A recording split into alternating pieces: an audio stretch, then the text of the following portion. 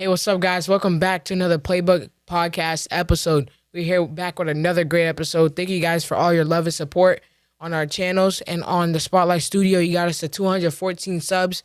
Thank you guys so much. Thank you for the support. Israel, let them know. Hey guys, my name is Israel Mazzella. Like Lionel said, we got to 214 subs. Thank you very much for that. Make sure you guys like, subscribe, and you know our goal is to hit 100,000 subs. So make sure you like, subscribe, comment down below what you want us to do next. Make sure you stay tuned because we're coming in with a good banger really soon. Yes, sir. Make sure y'all stay tuned. Keep showing your love and support. And we got to introduce our special guest who has been here throughout my life, throughout Blue Wave, my Blue Wave career, and also my brother, Ricky Espacho, my older brother, and he coached the both of us. And, you got to introduce yourself to the viewers, Coach. Yeah, Robert Pillsbury, former Mr. Basketball, College Player of the Year at Husson. And thanks for having me on, guys. I'm excited. No problem, Coach. Thank you for coming. And first and foremost, let's talk about your coaching experience and also your coaching philosophy. So with all your experience and years of coaching, all these great players coming out of Maine like JP, Cooper Flagg, my brother, Jalen Jackson, and et cetera, what have you seen as the biggest change in basketball here in Maine and also just in the country in general? It was fun to coach those guys. And, I think watching them grow up from like their younger years from 4th, 5th grade, just the athleticism, right? The ball handling, everything is just taken off athletically. Now you're seeing the traditional bigs that are 6'5", 6'6", handle the ball more because everybody's more athletic and everybody can do anything. And you're actually transitioning into that positionless basketball, which is fun to watch because everybody's on the perimeter. I think the last guy that I had that was a real big but then transitioned out on the perimeter was Dom Campbell from Waynfleet, who was a traditional big at Waynfleet, but as we progressed, I gave him the ball a little bit more, and it's fun to watch that transition. And how has your coaching philosophy evolved throughout the years of coaching all these great guys? You got to just let them play. As a former player, it's you kind of coach as you're playing. And I'm always passionate. You got to get after the ball defensively, even though I was an offensive player in high school and college. But, just grit, toughness, the expectation from everybody. I think that translates into wins and success. So. And over the years, do you see the new talent coming up? What do you think about the new players that you're seeing, like me, Lionel, and the other Blue Wave players? Yeah, it's fun to watch, right? So I got through watching you guys just play a game, and the chemistry that you guys have is just fun to watch. You guys know where each other's at, but again, the ball handling, the athleticism, the transitional part of the game, it's taken off. And you can see it throughout. You'll get one or two that aren't really there yet, but it shows tremendously when you're watching everybody on the court who's really athletic and who's not, and who's been working on their ball handling skills. It's fun to watch. And what do you think are the most important qualities for a player to evolve in their game? I think just not being complacent. Right? Getting in the gym, working with trainers, getting in the gym with your buddies, right? Your peers. That's what kind of separates you, right? If you think your buddy's better than you or vice versa, get in the gym with them. Play one-on-one, skill work. I think that goes a long way. And how do you approach developing young players like us? It's everybody's different. Right? Somebody could be a little bit more advanced with ball handling or finishing, but you always want to start with the basics, right? The fundamentals of basketball are truly, truly important. You don't need to go out there and, go 5 times between your legs behind the back. As you progress, you want to play at a higher level. You got to be able to move without the ball, right? There's no coach that I've known to say, hey, I'm going to give somebody the ball and let them dribble 15 times and nobody else touches the ball. You gotta be able to move without the ball, set screens, that be very efficient without the ball. So, As a coach and also a former player, how do you help some of your players be active academically and also on the court? And how do you help them balance that together? yeah, academics. I wish somebody told me a long, long time ago that it was very, very important. But academics got to come first, especially if you want to progress, right? You got to meet those grades. And balancing it, it's a balancing act, right? If you're taking those college prep courses, trying to train, trying to get to games, and as you guys know, the AAU circuit on the weekends, where you guys are gone, and trying to find time to balance that schoolwork is tough. But that's when, parents, yourself, time management. It's very good to sit down as I'm a parent, as my kids are growing up, to get them to understand if you have a test, right? You got to take your books on the road, take an hour in between games. As well as anybody, you're on the weekend, you got 2 games on Saturday, maybe 1 game or several games on Sunday, but that gap between games is very important. If you got a lot of schoolwork, you can get it done. Speaking of your kids, how is it from being a coach and also being a father, coaching your son and your daughter? Yeah, it's fun, right? It's a lot different than when I was first at Blue Wave, running Blue Wave. My kids were very young. Now that they're getting older, I get to coach my daughter who's going into 8th grade. It's a little bit different because I'm almost harder on her and him because I know what they're capable of and I know what I want to see out of them. So I think I'm coaching them harder than I coach other kids because I see it, right? I've been around it. But it's fun. It's fun to watch them, come into their own and learn and just have their own voice, find it, right? That's you want to see your kids and other kids find that passion, find their own voice and want to say, hey, Dad, Mom, I want to go to the gym, right? I don't want to be forced to go to the gym, right?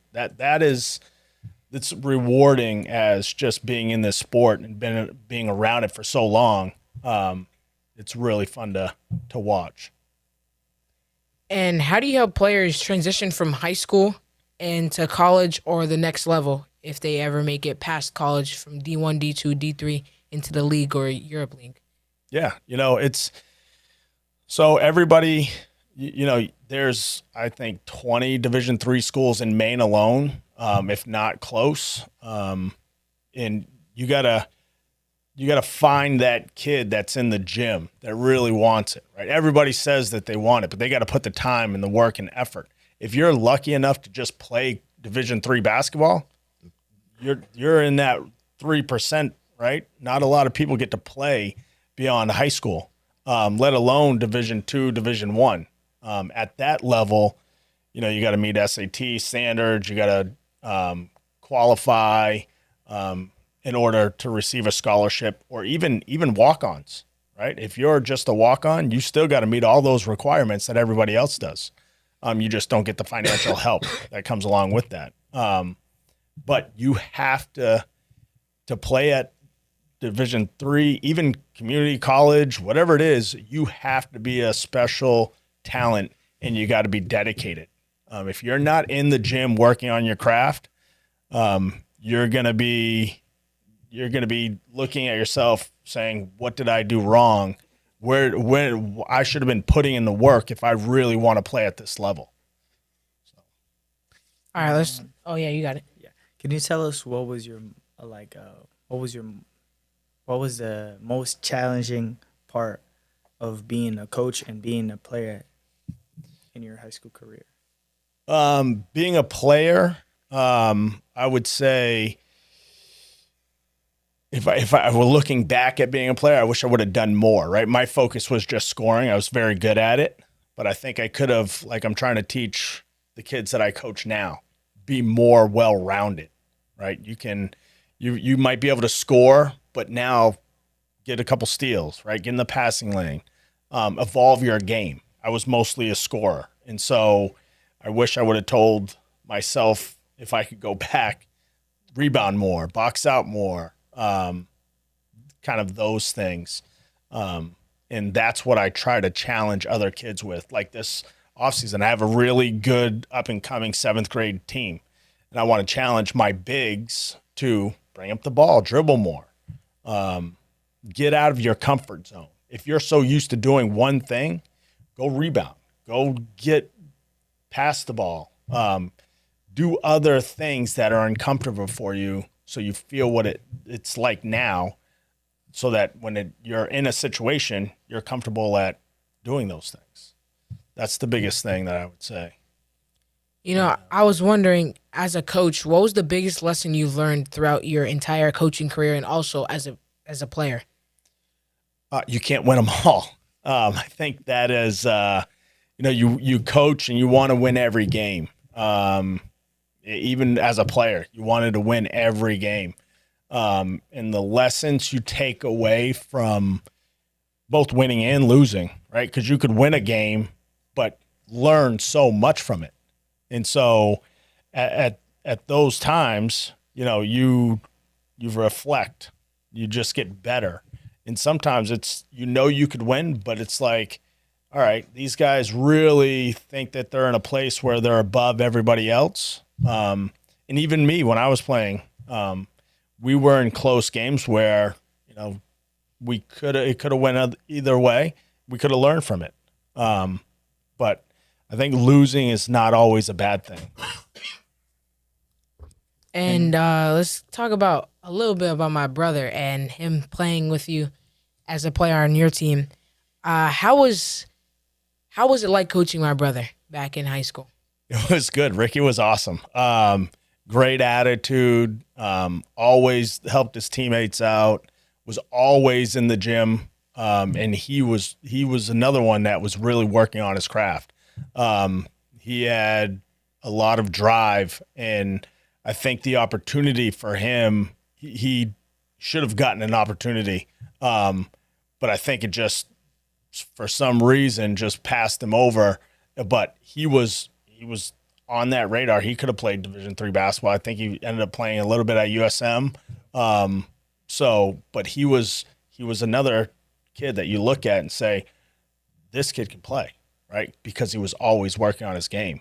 But the most enjoyable thing about Ricky is that he would always come with a positive attitude, and he was always helping his teammates and willing to do the little things every time he stepped in the gym.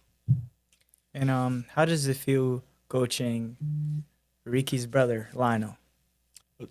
So it's fun. Like, Lionel, I've known you since you were in 3rd, 4th grade. Mm-hmm. I mean, I still get pop-ups on my time hop of you at the cathedral, right? My favorite line is, to this day, every single time I see you is in that Blue Wave shirt and saying, Coach Pills, I'm going to be the next. I'm going to represent Blue Wave basketball. I'll always remember that one line after a summer league game, after you got player of the game. But it's just, it's been fun. It's going to continue to be fun as you play high school and beyond, to watch you grow up and develop how you are. And just watching the game right before we come here, it's awesome to see your development. So thank you, Coach. And how is coaching me and my brother impacted your connection with my family in general? Your family, ever since I think you guys stepped foot in Maine, you've been a part of my life, right? And no matter where we've gone throughout the years, connected, not connected, it's always, we pick up right where we left off. That love for each other will always be there, no matter where you're playing, no matter what gym you're at. We see each other, it's all love. And that will never go away. And it was that way since day one, which is an awesome thing. Yes, sir. Ever since we came to Maine, like, we stepped foot in Portland, we heard around about Blue Wave, and, my dad brought me and Ricky to give it a shot, and ever since then, we've been part of the Blue Wave family until today. My father was a big part of it, too. Coach Pills, obviously. Steve, Coach Joe. I forgot. Yeah, Coach Joe and Coach Corey. Yeah, ever since I remember all of those coaches in the gym. I would see all the high school guys, and I would always like try to get in with them. I'd get some reps with them sometimes at the Cathedral, and then ever since we moved to Macaulay, I'd always be there with those guys, and definitely was the best organization around. And speaking of organizations, yeah, and it still is until today. And speaking of organizations, around the time when you were coaching Blue Wave, what were the other organizations around here in Maine?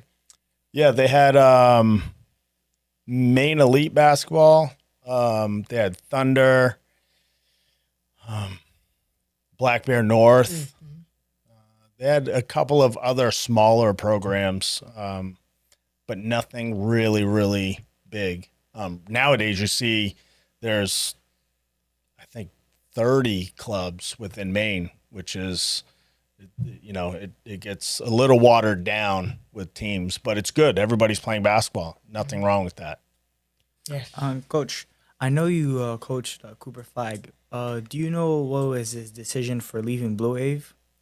I think so with Coach Andy, I think their decision right after COVID, I think it was an easy split at the time because nobody really knew what was going to happen. And I think they just formed their own Maine United team. I think that was an easy part of Blue Wave and Maine United. So. And how do you feel about him being the number one pick at the NBA draft? I think it's amazing, right? I think for him to come out of Maine and represent Maine the way he has, he's very smart, very intellectual, and he cares about Maine kids, which is amazing. And just him giving back. You see it all around the state. All the kids love him.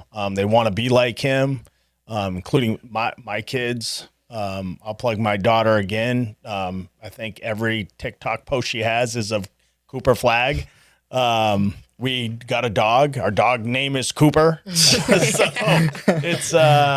it's pretty remarkable, honestly. And I think he and his family have done a tremendous job in his success and his future success. So, And also, we can't forget about JP Estrella, that big old dude. You have high hopes for him coming into his first ever season starting for Tennessee?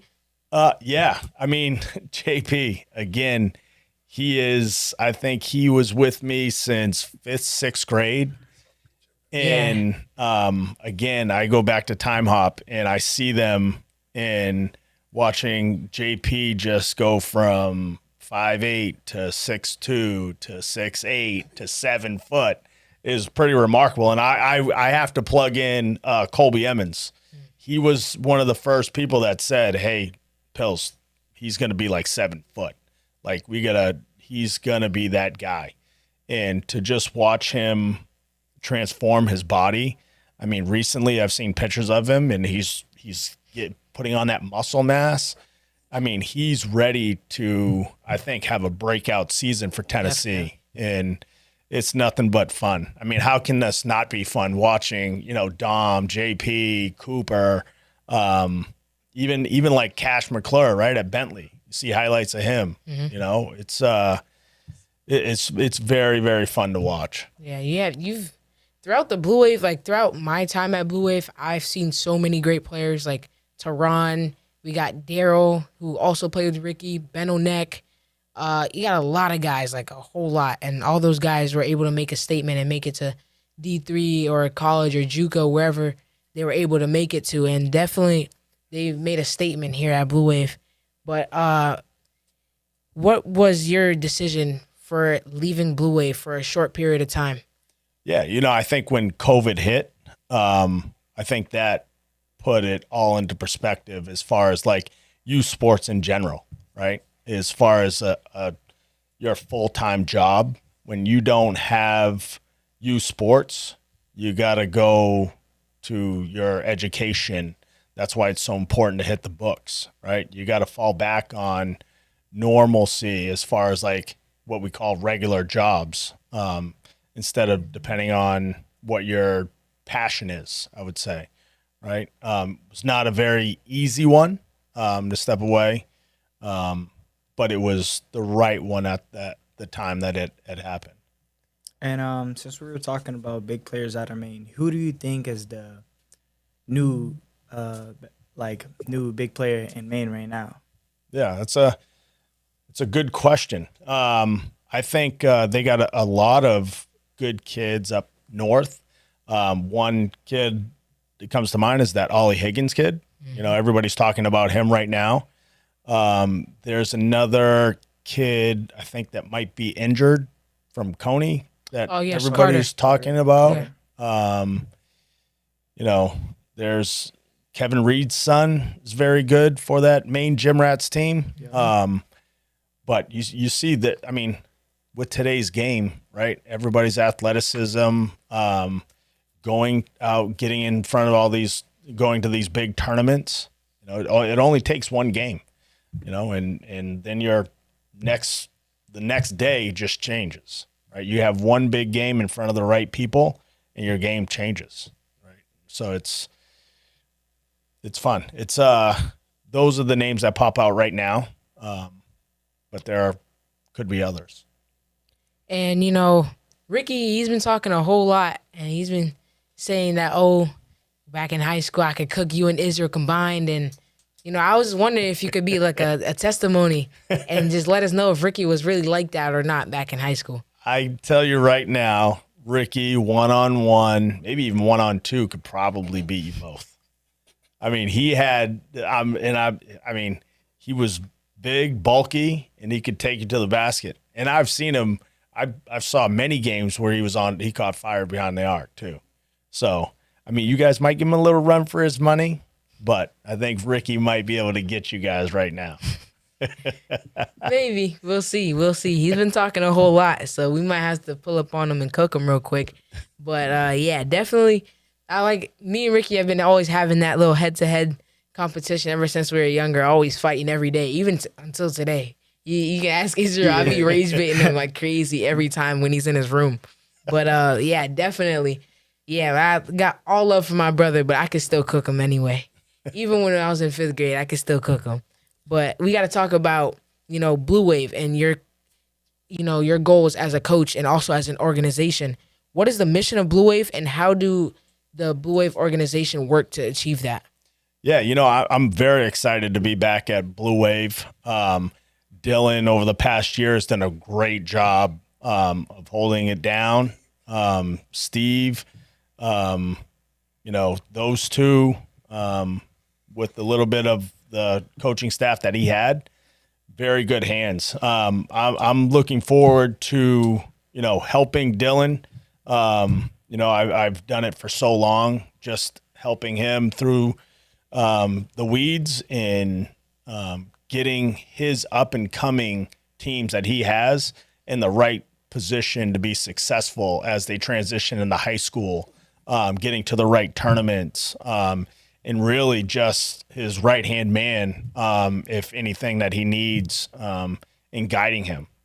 The future of Blue Wave is in very good hands, and you know, I'm happy to be back. I've got you know, my daughter's team. My daughter is, you know, I'll give her a little plug. She's lefty. She's going into 8th. She's pretty good. You know, and then my son, who's going into 4th grade, he loves to get buckets. So and then my 6 going into 7th grade group, I got that team is really, really good. And there's some other really good teams in that division, like Team Maine, this Explosion team. But that team that I have, Jordan Lancaster, Jackson Bickford, Robbie, that team is very, very Parker Crook. Like that team's very loaded, and I'm excited about what those teams are going to be able to do. Plus, the other teams that are within Blue Wave, they're very talented. It's going to be fun to watch them blossom. And you know, I could see that transition from when I first started Blue Wave and when we had those grades 4 through 12. I can see that happening at Blue Wave again, and I'm excited about it. And how does Blue Wave contribute to the development of players in the community? Yeah, the best part about running an AAU program is having your own gym, right? That you can invite kids that are from different communities, right? And of all nationalities, and get them in the gym and say, hey, here's your spot that you can come to anytime that you want when the gym is free. Here's put a ball in their hand, right? Have them dribble.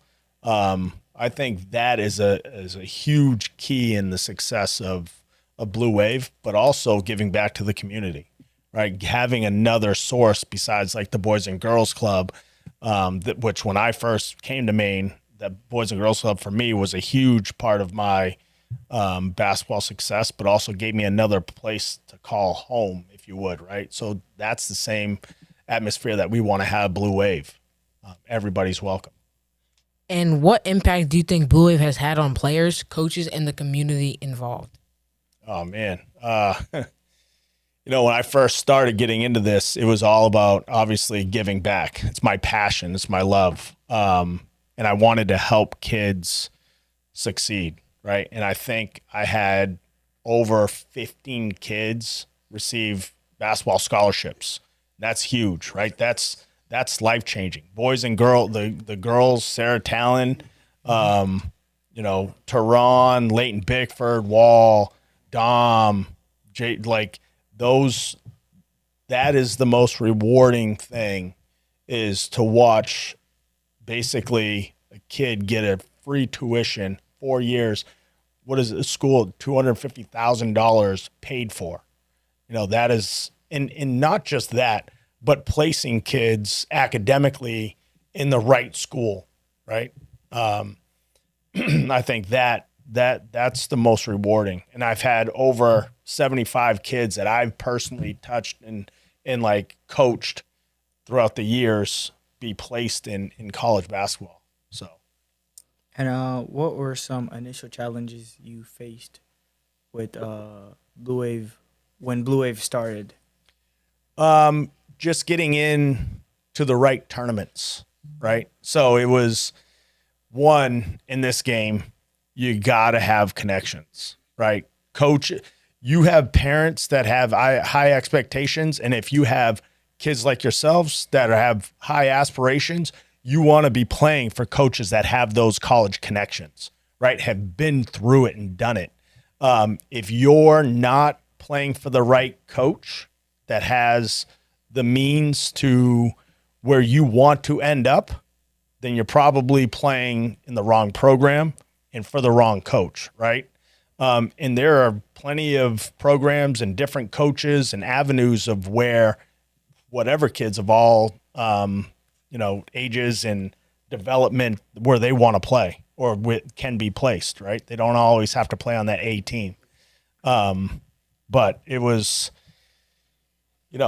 again, I will say, getting in, like everybody's talking about made hoops. Everybody plays in made hoops. Mm-hmm. People don't understand that when I got Cooper's team in, people don't understand that I had to fill out an application.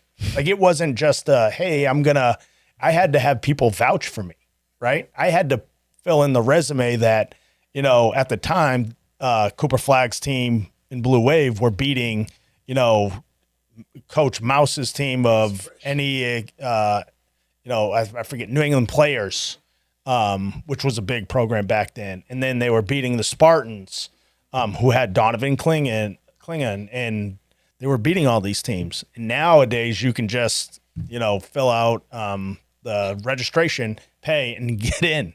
It's not like it was. And I think a lot of people are not aware of those kinds of things that took place back in the day, because now you can get into any tournament you want, right? And it's watered down that way. But I still have it on my phone. I have a lot of those things on my phone. Like it was a 10-page through that you had to get. And then I'll always remember when I got the call.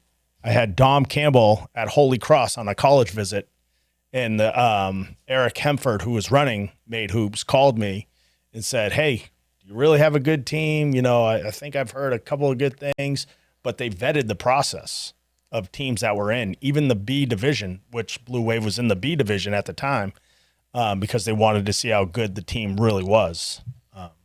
And it's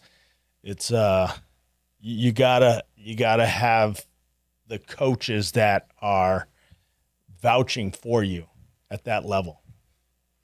Coach, speaking about placing your teams into the right tournaments, I was just wondering if any of your teams were ever put into any circuit tournaments like Adidas or Nike or Under Armour back in the times when you were coaching my brother and all those great players that you also had.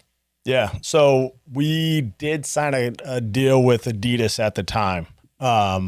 However, signing a deal with Adidas doesn't mean that you have to really play in that league, which we really didn't. We played in a lot of hoop group events, basketball events. So it was really that live period where the high school group for me really took off.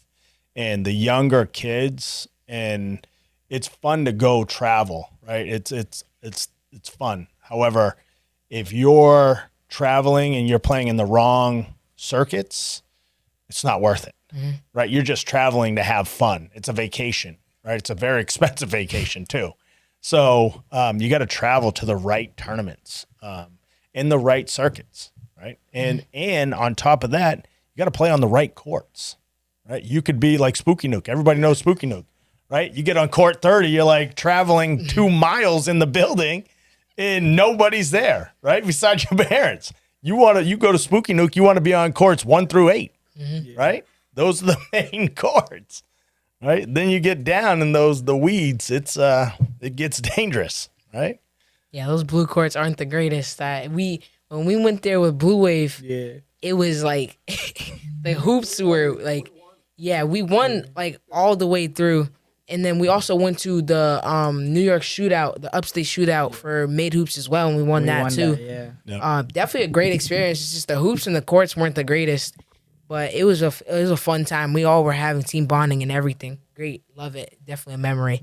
But how does Blue Wave have any services to offer to players locally, and also if they go out to get players from other cities? Yeah, so here's the other thing, right? And I think you see it now more than ever you did before, and it's a good topic. I'm glad you brought it up. Maine is kind of on an island in itself, right? If you want to play in those live period events, you can only have somebody from your bordering state. So all we have is New Hampshire and Canada, really, right? But if you go to prep school in Mass, now you got New York, you got Connecticut, you got New Hampshire, now you can really, really pick from, right? So if you don't have that residency, you really can't play unless you're breaking the rules or sneaking by, however you want to call it. But yeah, you see it more today because I think the kids, like when I was doing it, right? And I built these relationships of saying, no, you can stay. You don't have to go to prep school. Just trust the process, right? And I don't think that there are very many coaches that have those connections, right? To say, hey, you stay, your high school coach is happy, you don't have to leave, right? Because I think a lot of those kids that are on the fringe of thinking they're D1 or the scholarship, I think they are afraid that if they don't go out of state and play on New England Storm, right? The Merrick Smith kid is a good example, right? He's playing for that program, or you got to go to Middlesex Magic or play rivals, right? You got expressions, but you don't have to. What I built really was those connections so that you didn't have to, right? And those kids stayed in high school for 4 years. And so I don't see a lot of that happening. I think that they're kind of being pushed to go and leave, which is just too bad, right? Because if I'm a fan, right, I want to see Merrick Smith be at Messalonsky. I want to see these kids stay and go to their games and watch them, right? Just like you and Israel. If you guys get to a point where it's like, I'm close, and then you guys do because it's better. And again, nothing wrong with it because it's better for you guys, and that's your decision, right? And that's what's best for you guys. But as a fan is watching you guys, now I got to travel to Massachusetts or New Hampshire, a prep school to watch you guys play. And it's, again, it's watering down high school basketball for Maine. And how has Blue Wave evolved since? I think we've evolved more because we're hitting on every single spot, right? It doesn't matter your skill level. If you're a beginner, we have something for you. If you're a K through 2 boy or girl, we have a program for you, right? There is not an avenue that Blue Wave doesn't have for anybody of all ages, right? And all skill levels. I think that separates us, but the coaching, right? You, again, can't stress that enough. The people that have been in it for a long time or that know what they're doing, right? That's very, very important because anybody with a gym throws something together, but what are they going to get out of it, right? The right fundamental training or the level up, and then the level up after that. Are you in the gym with the right people? That's very, very important. I think Blue Wave right now has that. And what are some current goals and priorities that the Blue Wave organization has, and how are you guys working to achieve those priorities? We want to cater to all, boys and girls. And I think our coaching staff that we're putting together is aligning with those values. Again, the coaching staff that you have, that you can call as we all get busy, we all have families. I think that's huge, right? If you can't be there, who's going to step in for you? And to have that coaching staff ready at all times and willing to do that, I think that's plays a huge part in what we do. And how has being part of the Blue Wave Foundation and also just Blue Wave rising up to it being what it is until today, how has it impacted you personally? It's my passion, right? So it's what I love to do, but most importantly, right, I'm at a point in my life where I started the foundation, right, with Sean, Steve, DeJuan, those guys, and they put me in the driver's seat. And I think that foundation has stayed, right? Whether I was there or not there, back there now. I think that, is will continue, right, for years to come. And now for me, I'm at a point where it's about my kids and my family, right? I love coaching my daughter. Again, she's very like-minded like myself. She's very feisty. She likes to get after it. She loves to drive, shoot, which is all fun. And then Jack is very passionate about it as well. He loves to score, but he's also, I see it in him this spring. I mean, he's only going into 4th grade, and he's diving on the ball, on the floor, loose balls. That progression, that's where, in helping Dylan, keep that foundation, keep building it, I think is where we're leading to. And can you tell us of how you started your camp? Yeah, my camp. So back in the day, I used to always do a playmaker camp, right before school, and kids and parents loved it. And it's August. It's the downtime of when they don't have much going on. But my camp is structured for skill, right, of all levels, and it's fun. It's wanting to get back in that mode if you've been off for a couple weeks, to get back in a rhythm of, getting to the gym, getting into that fall ball mentality. That's what it's all about. Oh, yeah. And what is the age limits for your camp for some of the viewers if they would like to attend it? Yeah, so it's grades 4 through 8th grade, incoming 8th graders, boys and girls. It's open 30 spots, and I think I have a few left, so it's not very many. And could you talk a little bit about your gym that is located in your house or maybe outside of it?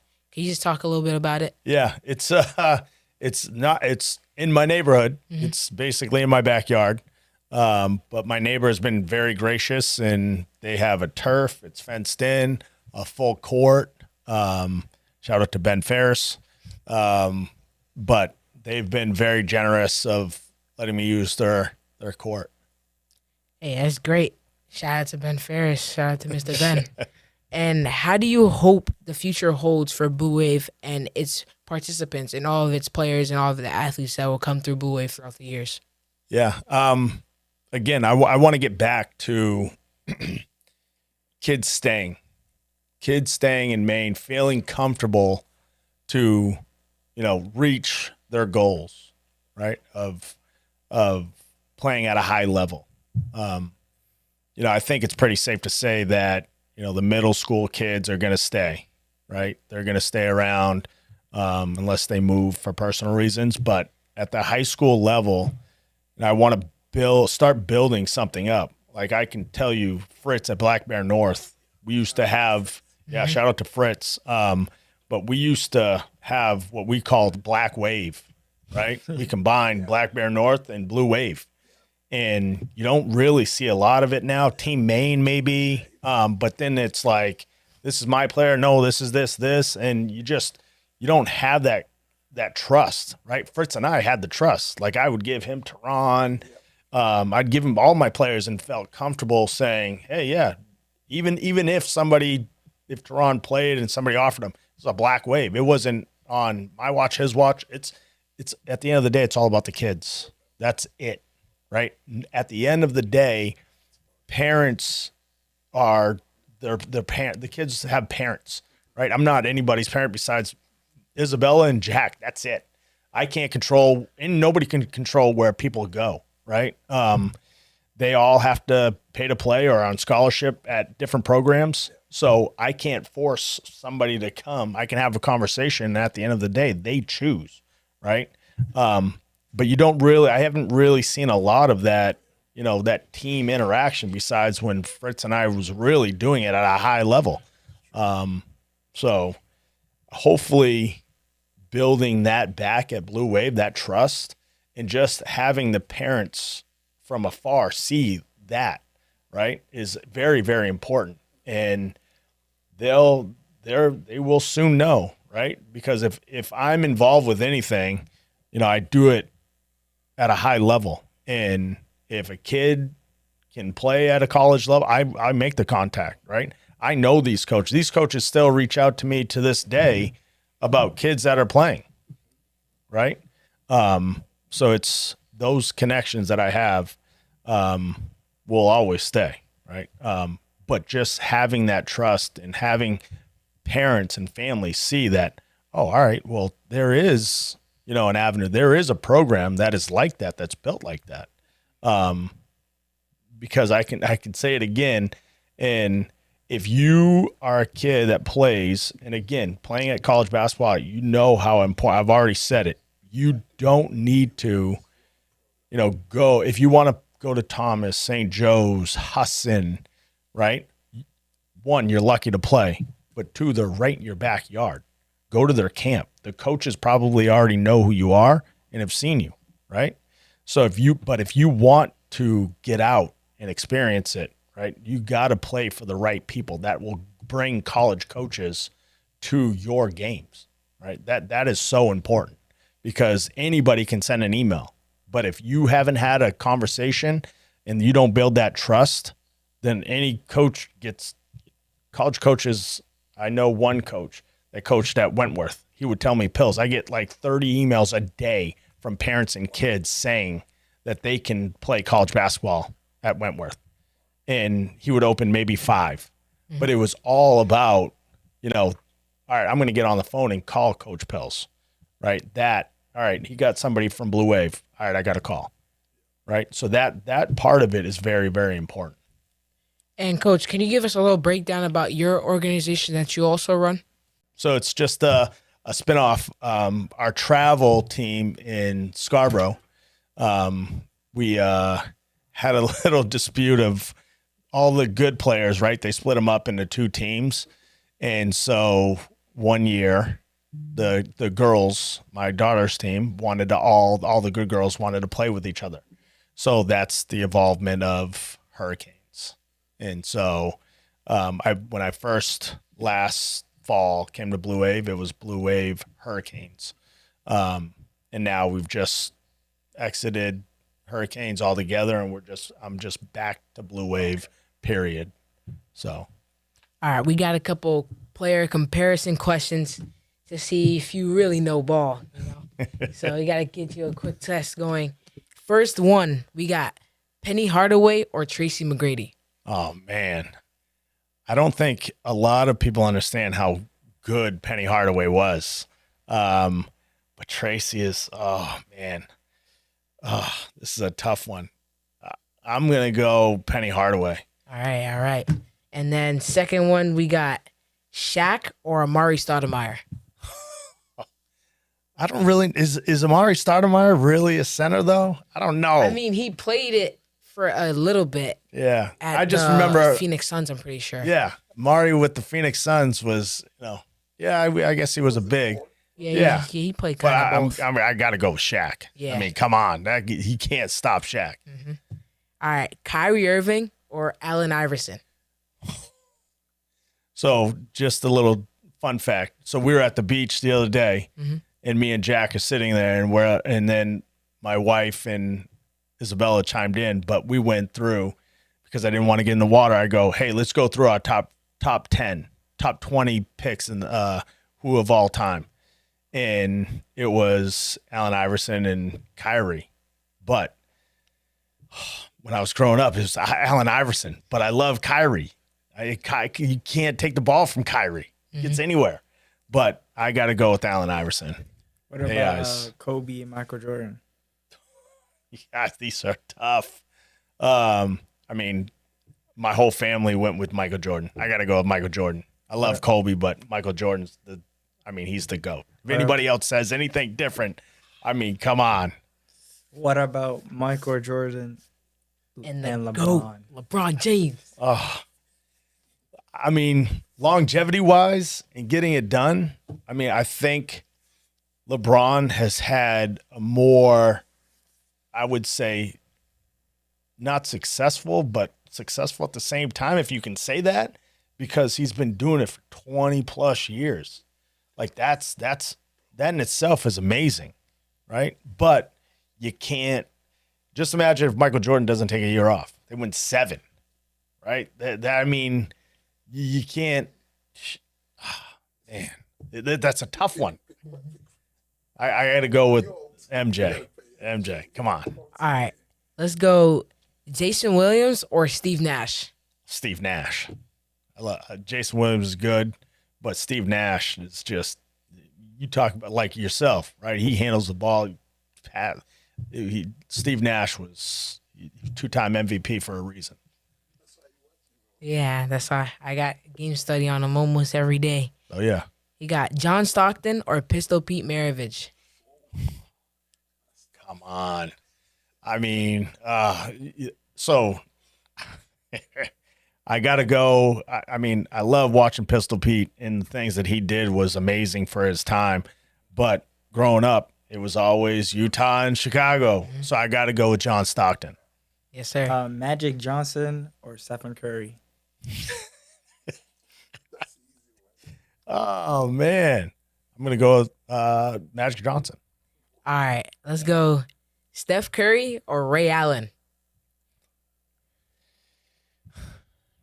Oh, man. Steph. I love Ray. I mean, you're killing me. I'm going with Steph.